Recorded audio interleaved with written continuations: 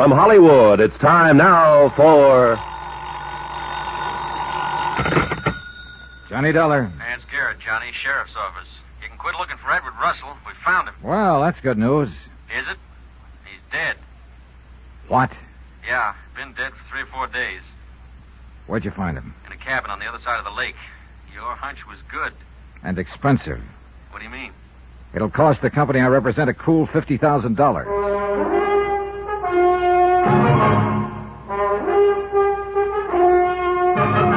Tonight, and every weekday night, Bob Bailey in the transcribed adventures of the man with the action-packed expense account, America's fabulous freelance insurance investigator. Yours truly, Johnny Dollar.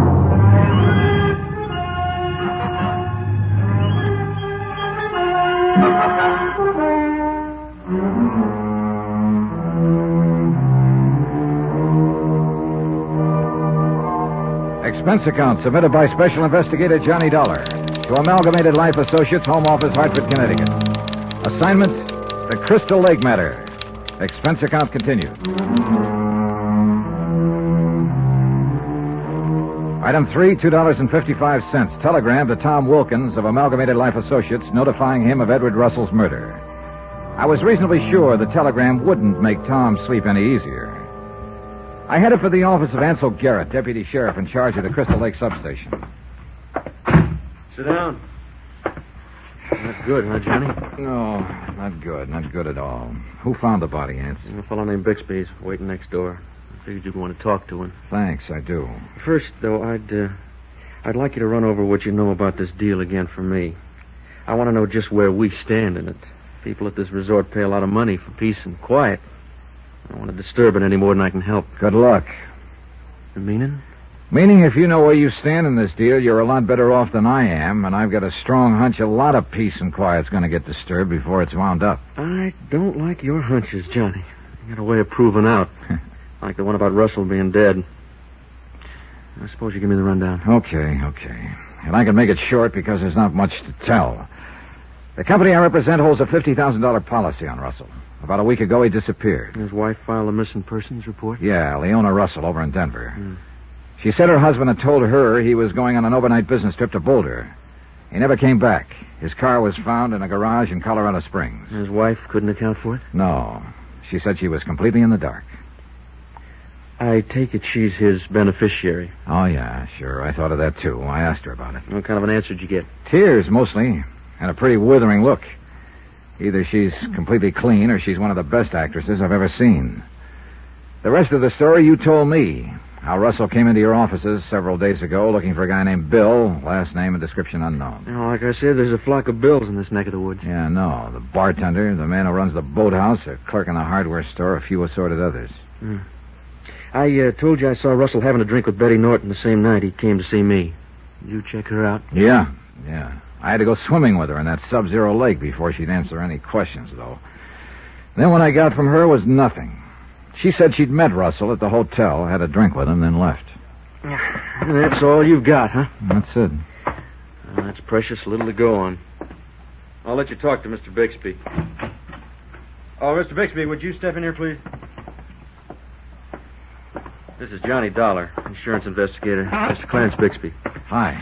How are you? Not too good at the moment. You got troubles.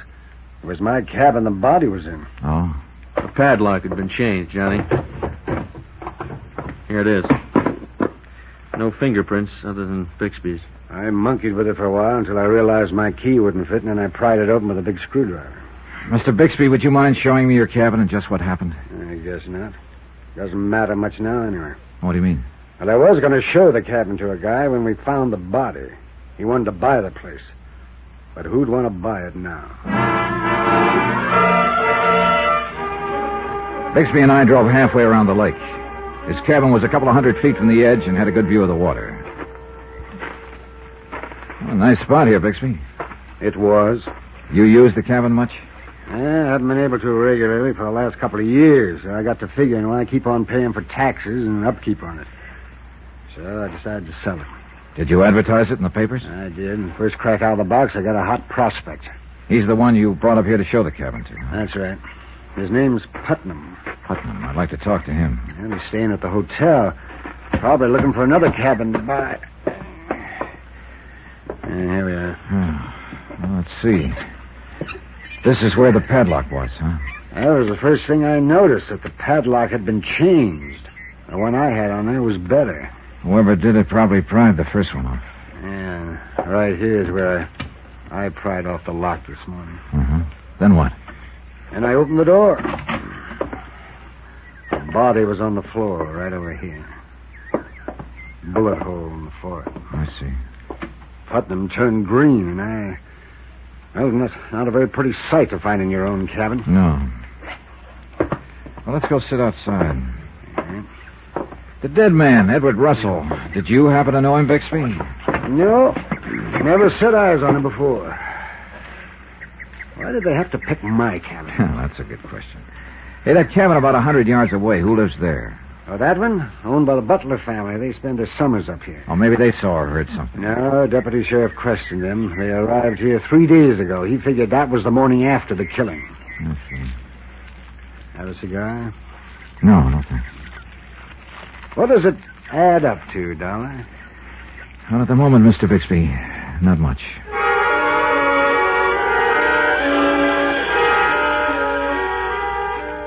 I sat there and watched Bixby tie his cellophane cigar wrapper into a neat little knot. And I realized that was exactly my situation at the moment. The whole deal was a knot, and I didn't know how to untie it. I went back to the hotel. Item 4 on expense account, $1.75. Telephone call to the dead man's wife, Leona Russell, over in Denver. It was very considerate of you to telephone, Mr. Dollar. The authorities notified me of what happened. They want me to come up there and confirm the identification. I see. You don't think it could be somebody else? I'm sorry, Mrs. Russell. I'm afraid not. I guess I'd really given up hoping. All the time I was trying to tell myself he was alive, but... Yes. Look, Mrs. Russell, have you ever heard of a man named Clarence Bixby? Bixby? No. Your husband was found in Bixby's cabin. Did you ever hear him mention the name? No. Okay. Thanks anyway. I'll keep in touch. I hung up and sat there a moment, thinking her over. She stood to benefit to the tune of $50,000 by her husband's death. She seemed on the up and up, and yet... Expense account item 5, another call to Denver, to the police department. I wanted them to check on her, but I found out that they and Ansel Garrett, working together, were a couple of jumps ahead of me. They'd already checked on Leona and established the fact that at the time of her husband's murder here at Crystal Lake, she'd been in Denver. I decided to look up Putnam, the man who'd wanted to buy Russell's cabin. I found him in the bar at the hotel. Yes, I tell you, it was quite a shock, Mr. Dollar. When Bixby opened his cabin door, the body sprawled there in front of us. Yes, quite a shock. Yeah. How come you decided to buy Bixby's cabin, Mr. Putnam? Well, my wife and I had been on the lookout for a cabin for some time. When I saw Bixby's ad in the paper, it sounded like just the sort of place I was looking for. I see. So I answered the ad, made the arrangements with Bixby to come up here and have him show me the place. Mm-hmm. Are you still interested in buying a cabin up here? Possibly. I've always wanted a place where I can come for rest now and then, but after what's happened, I don't think I'd be too happy in Bixby's place. Mr. Putnam, the dead man's name was Edward Russell. Did you happen to know him? Of course not. Why? Ever hear of him before? See here, Mr. Dollar, what is your reason for asking questions like that? Surely you don't think I'm involved in any of this? No, routine, Mr. Putnam. Well, I don't care for the routine, Mr. Dollar. Well, look, I would... Skip it. See you later, Putnam. What pulled me into action was a glimpse I caught of the bartender. I started remembering a few things. Number 1, Edward Russell had been looking for a guy named Bill. Number 2, the bartender was one of several guys by that name here at Crystal Lake. Number 3, something I saw on the bartender's face made me think he could be the Bill that Russell been looking for. I left Putnam's table and slid onto a stool at the bar. Hi. Hi. What'll it be? Is that I.W. Harper there? Yeah. And soda. Coming up. Sort of quiet this evening, huh? Yeah. Been a little slack this season so far. I imagine it'll pick up later on this summer. Here you are. Thanks. Must have been quite a fight. Come again? You're wearing what looks like the tail end of a black eye. Oh, yeah, that. No, I I bent down to pick up a bottle of mix the other day, and I bumped my face on the corner of the bar. You're, sure that's the way it happened, huh? Where are you getting at, pal? Better take a look at my car now. Insurance investigator. Yeah. A guy named Edward Russell was in here a few nights ago with Betty Norton. He was looking for someone named Bill. By some strange coincidence, your name is Bill. And by an even stranger coincidence, you've got a black eye. Okay, Dollar. So Russell did give me the black eye. I traded him a split lip for it. What happened? I still haven't figured it out. He was in here drinking. He started talking to Miss Norton. She called me by my first name, and suddenly this Russell heats up. He comes up to me and starts asking me a bunch of questions. What kind of questions? Well, mainly had I ever lived in Denver. I told him no, but he didn't seem to believe me. Got pretty insulting, and we ended up outside. He pasted me first, and I let him have one. Then I spotted the hotel manager and broke it off. They left right after that. Well, why the cover-up about hitting your face on the bar? Are you kidding? Look, how long do you think a bartender would last in a hotel like this if the management knew he got in a fight with a customer? Particularly if the customer winds up dead, huh? Yeah, I heard about the killing this afternoon. Tough, but I must say that guy was asking for trouble. I don't know what was eating him, but something sure was. You didn't see him after that night? No. Check on me if you want. Oh, don't worry, I will. Hey, wait a minute. What's the matter? You said something a minute ago that just rang a bell. You said they left together after the fight. Who's they? Russell and Miss Norton. You sure about that? You sure she was with him when he left? Sure, I'm sure. You don't miss any tricks about a guy like that. Hey, look. If he told you different, I don't want to get nobody in trouble. That's where you and I differ, Bill. There's one person I want to get in trouble real bad. Who? The person who killed Russell. And right now, Betty Norton looked like an interesting possibility. I went outside and started walking along the lakeshore in the moonlight, thinking about it. She told me she'd left alone after one drink with Russell. But according to the bartender, she'd lied. She and Russell had left together. The motive stumped me, though. As far as I could figure, Leona Russell was the only one who could profit by her husband's death. Yet she didn't kill him. But Betty Norton, the girl who always had to play everything her way... I decided to have another talk with her and turned to go back to the hotel. Then I stopped. Out of the corner of my eye, I'd seen a movement near a tree on the slope above me. A shadow where there shouldn't have been a shadow. I scrambled up the slope. But there was nobody in sight.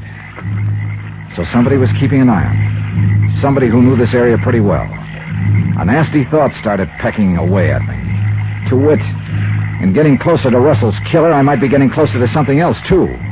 A bullet.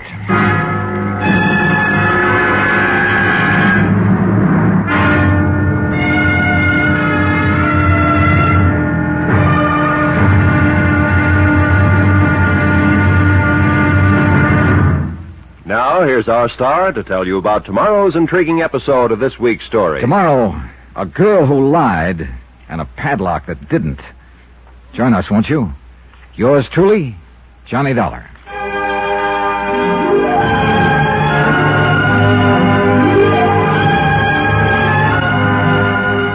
Yours truly, Johnny Dollar, starring Bob Bailey, is transcribed in Hollywood. Written by Robert Reif, it is produced and directed by Jack Johnstone. Be sure to join us tomorrow night, same time and station, for the next exciting episode of Yours truly, Johnny Dollar. Roy Rowan speaking.